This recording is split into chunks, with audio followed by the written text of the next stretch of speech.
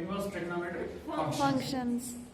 सो कल हमने जो इंट्रोडक्शन में पढ़ लिया फिलहाल के लिए कि हमने क्या बता दिया दैट ये जो ट्रिग्नोमेट्रिक रेशियोज हमारे पास होते थे ये एक्ट करते हैं एज फंक्शंस, एक्ट करता है एज फंक्शंस। देन हमने बोला कि सिर्फ उस फंक्शन का इनवर्स एग्जिस्ट होता है जो फंक्शन इनवर्टेबल फंक्शन होती है।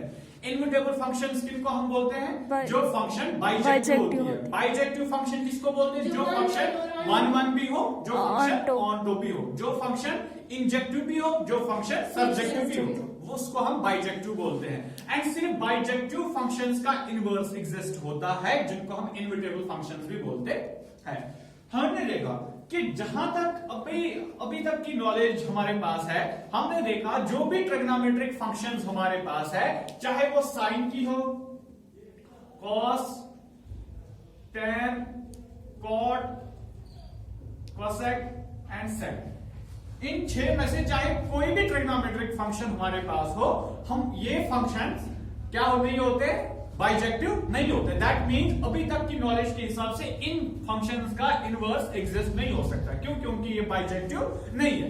हमने बता दिया दैट हम क्या करते हैं, हम इन फंक्शंस की वैल्यूज को रिस्ट्रिक्ट करते हैं। क्या करते हैं? रिस्ट्रिक्ट। फॉर एग्जाम्पल अगर हम फिलहाल साइन की बात कर ले, क्या बात करेंगे? किसकी बात करेंगे? साइन की। हमने बता दिया दैट साइन का जो डोमेन होता है, क्या होता है साइन का डोमेन? आर, जो आपने 11th में पढ़ा है। साइन का डोमेन होता है सारे रियल नंबर। एंड इसकी जो रेंज होती है, रेंज होता है क्लोज्ड इंटरवल -1 को +1। कितना है समझ? इसके बाद हमने कल भी पढ़ा था दैट ग्राफ ऑफ साइन कैसे बनता है। साइन का ग्राफ, ठीक है ना? साइन का ग्राफ पता है ना आपको? ये आपका ओरिजिन हो गया, ये हो गया π/2, this is pi, then 3π/2, this is 2π, and ऐसे करके -π/2, -π, -3π/2 एंड ब्ला ब्ला। ठीक है, तो अब हम जब इसका ग्राफ बनाते हैं, साइन का ग्राफ कैसे बनता है? ओरिजिन से होके, नहीं ओरिजिन से होके होता है ना, ऐसे करके बनेगा इसका ग्राफ। ठीक है, सेम ये चीज यहां से भी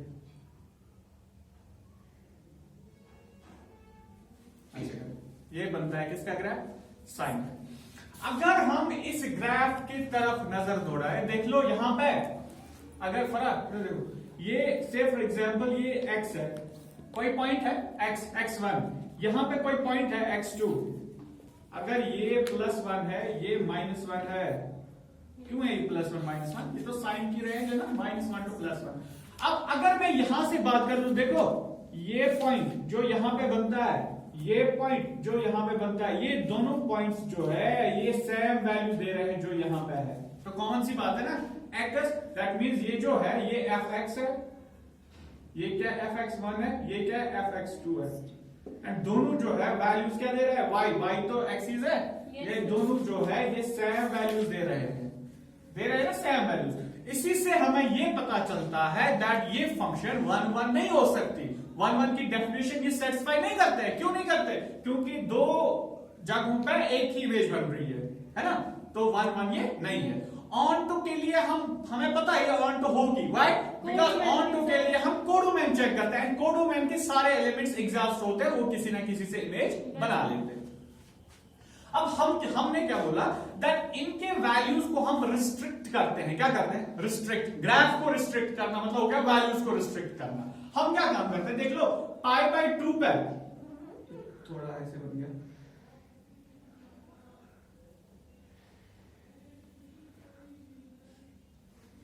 देखो π/2 पे ऐसे -π/2 पे अगर हमने इस ग्राफ को रिस्ट्रिक्ट कर दिया, हम सिर्फ ये वाला स्पैन लेंगे। स्पैन मतलब क्या हो गया? इंटरवल। इस बात इस वाले ग्राफ अलग से बनाएंगे तो ऐसे बनेगा ये। अब मैं सिर्फ इस वाले, ये तो 0 हो गया, ये π/2 है, ये -π/2 है। मैं किसकी बात करूंगा? मैं सिर्फ इस ग्राफ की बात करूंगा, इसकी।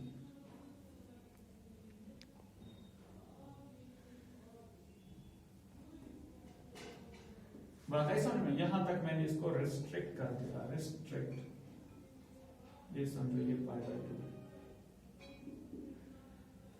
समझ में आएगा? अब जब ये रिस्ट्रिक्ट हो गया, मैं सिर्फ इस स्पैन की बात करूंगा, from minus pi by 2 two plus pi by 2।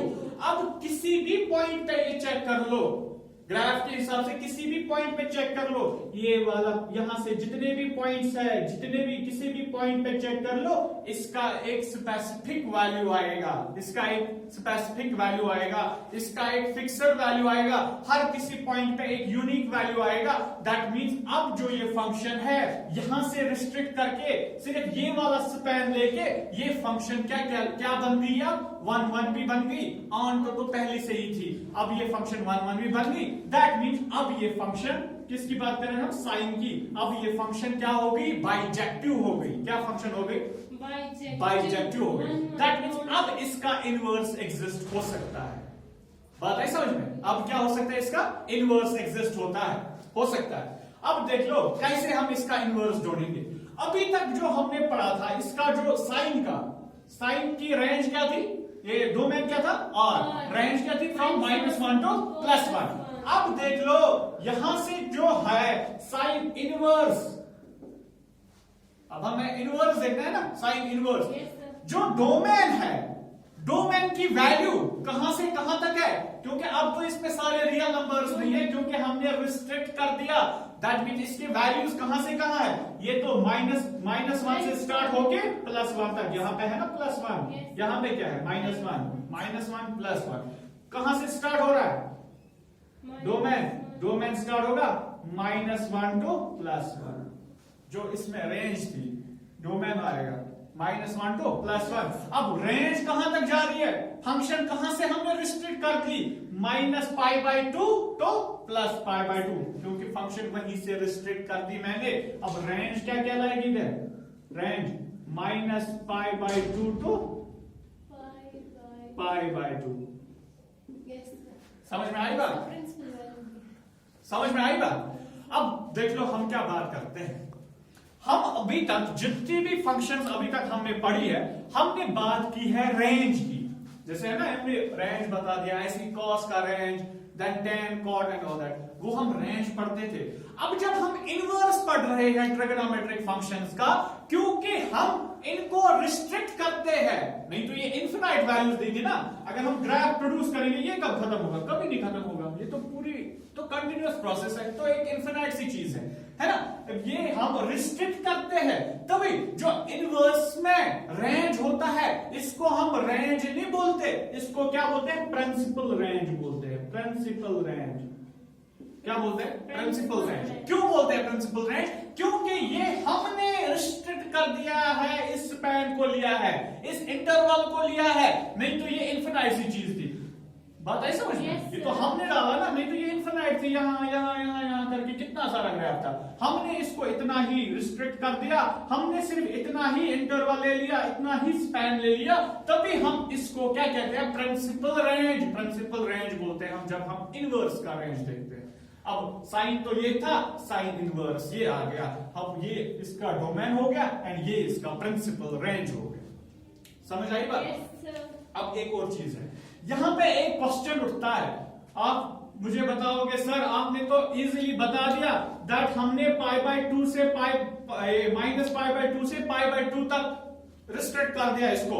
लेकिन अगर मेरी मर्जी हो जाए, मुझे क्या जरूरी है मैं -π/2 टू π/2 कर लूं? मैं तो इसके बगैर और कोई इंटरवल भी ले सकता हूं ना। जैसे मैं ये वाला साइड देखूंगा ही नहीं, मैं बताऊंगा दैट ये वाला साइड मैं लूंगा π/2 टू 3π/2। आप ये नहीं बता सकते ना सर हम क्यों सिर्फ ये वाला इंटरवल लेते हैं, हम क्यों नहीं ये लेते हैं? इसमें भी तो ये ऑन तो रहेगी ना, ये 1 1 रहेगी, है ना। ये वाला ग्राफ अगर मैं ऐसे बनाऊं ग्राफ पे, ये हो गया यहां से π/2, ये हो गया पाई एंड ये हो गया 3π/2। एंड मैं बता रहा हूं आपको, मैं π/2 से स्टार्ट करके ऐसे ये वाला ग्राफ देखो, ये भी तो है ना, ये भी तो रिस्ट्रिक्ट हो गया। रिस्ट्रिक्ट है कि नहीं है?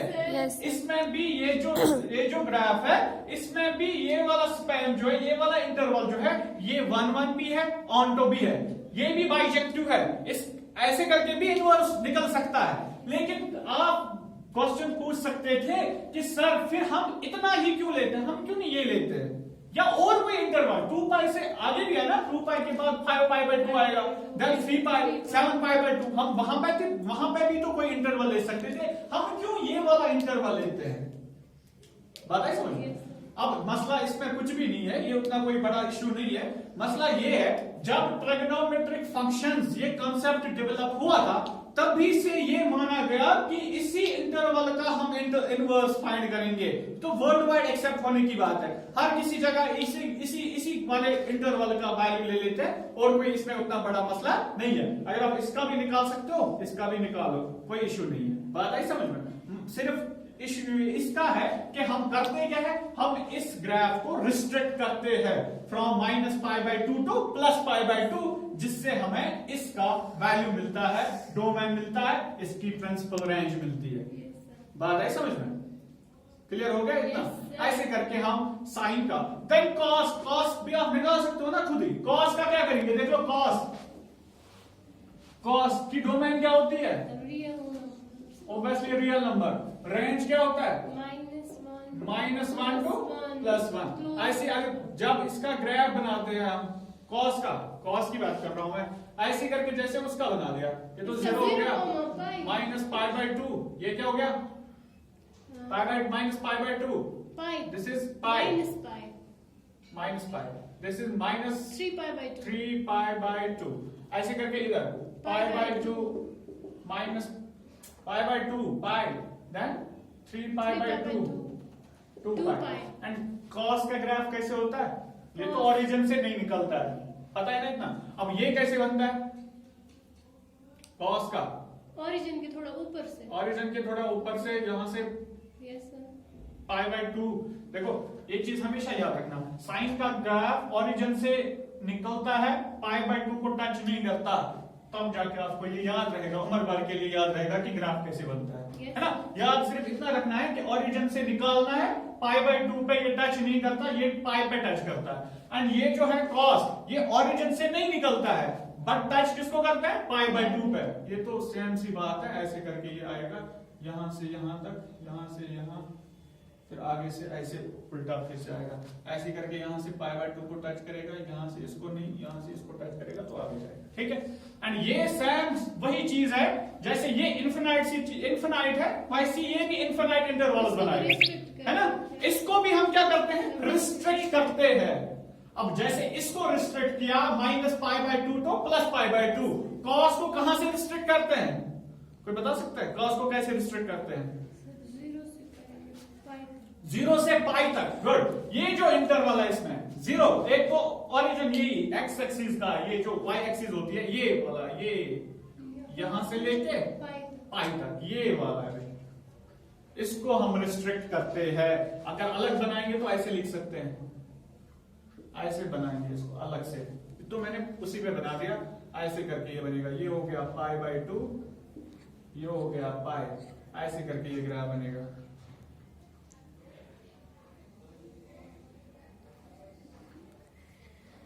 समझ आई बात? रिस्ट्रिक्ट कर दिया। देखो जो मैं यहां पे चीज समझा रहा था, ये जो दो वैल्यूज थे x1 x2, ये तो फंक्शन सेम दे रहे थे y पे। ऐसे करके अगर हम इस वाले में बात करेंगे, cos पे भी सेम यही चीज है। अगर यहाँ पे x1 है, ये x2 है, देख लो ये दोनों जो है y पे क्या दे रहे हैं? सेम फंक्शन दे रहे हैं, तो y है ना f of x, same function दे रहे हैं। दैट मींस फिलहाल के लिए अगर मैं पूरे इस ग्राफ की बात कर लूं, ये जो ग्राफ है यहां तक ये ग्राफ 1 1 नहीं था। अब लेकिन जब मैंने इसको रिस्ट्रिक्ट कर दिया, एक पर्टिकुलर इंटरवल की जब मैं बात कर रहा हूं, from this 0 to pi, from this 0 to pi वाले इंटरवल की बात कर रहा हूं, ये जो ग्राफ बन गया, ये वाला ग्राफ 1 1 भी है, चेक कर लो 1 1 भी है, ये ग्राफ ऑनटो भी है। दैट मींस ये वाला ग्राफ बाइजेक्टिव है, एंड इस वाले ग्राफ के थ्रू हम कॉस का इनवर्स फाइंड कर सकते हैं, क्योंकि अब ये इनवर्टेबल है, क्योंकि ये बाइजेक्टिव है। समझ में आई बात? पक्का? इसका डोमेन बनेगा closed। एंड देख लो इसका डोमेन क्या बनता है, कॉस इनवर्स। जरा बोलो क्या बनेगा कॉस इनवर्स का डोमेन इस ग्राफ के हिसाब से। -1 डोमेन बनेगा। डोमेन क्या होता है कॉस का? डोमेन होता है और ये तो कॉस का था डोमेन, और रेंज -1 to +1। कॉस इनवर्स का क्या बनेगा? डोमेन बनेगा -1 हाँ, आपके हिसाब से प्रिंसिपल रेंज क्या बनेगी? 0,5। 0,π। हाँ पक्का? जरा बुक देख लो।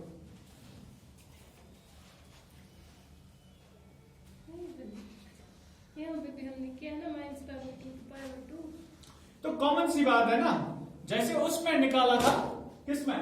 साइन। साइन में। अब वैसी वही चीज हमने इधर भी कर दी। सिर्फ याद ये रखना है साइन और कॉस में क्या फर्क है। साइन origin से। ग्राफ, पहले दो चीजें याद रखनी है। साइन का ग्राफ कैसे होता है? ओरिजिन से पास होके π/2 को टच नहीं करता। एंड देन जब हम रिस्ट्रिक्ट करते हैं π/2 टू -π/2 टू +π/2, इसकी रिस्ट्रिक्शंस है ना, इस पे रिस्ट्रिक्ट करते हैं। इस वाले इंटरवल में इसको हम बाइजेक्टिव बनाते हैं, तो हमें साइन का इनवर्स मिलता है। एंड कॉस का क्या करते हैं? कॉस में भी सेम यही प्रोसीजर है। ग्राफ थोड़ा डिफरेंट है। डिफरेंट किस सेंस में है कि ये तो आपको ओरिजिन से नहीं निकलेगा, ओरिजिन से नहीं निकलने के बाद लेकिन π/2 से पास हो जाएगा। एंड जब हम इसको रिस्ट्रिक्ट करते हैं, कौन से इंटरवल को लेते हैं? 0 to what? 0 to π वाले इंटरवल को। इस वाले ग्राफ को हम बाइजेक्टिव बना देते हैं एंड फिर इसका इनवर्स फाइंड करते हैं। एंड अब कॉस इनवर्स का ये डोमेन क्या होगा फिर? -1 डोमेन कहां से हमने निकाला है ना, ये तो +1 था, यहां से -1, ये तो है ना +1, ये क्या था -1 इसके हिसाब से है ना। अब यहां से डोमेन क्या आएगा? -1 to +1। अब रेंज, प्रिंसिपल रेंज, क्योंकि इनवर्स में हम रेंज की बात नहीं करते, हम बोलते हैं प्रिंसिपल रेंज। प्रिंसिपल रेंज क्यों बोलते हैं? क्योंकि ये रिस्ट्रिक्टेड होता है, हमने बनाया होता है। प्रिंसिपल रेंज क्या आएगा? किस इंटरवल से कहां तक हमने, कौन सा इंटरवल हमने सिलेक्ट किया? 0 से सिलेक्ट किया, कहां तक? π तक। तो ये हो गया इसको 0 to π। समझ में आई बात? ये हमने साइन देख लिया, ये हमने कॉस देख लिया। क्लियर?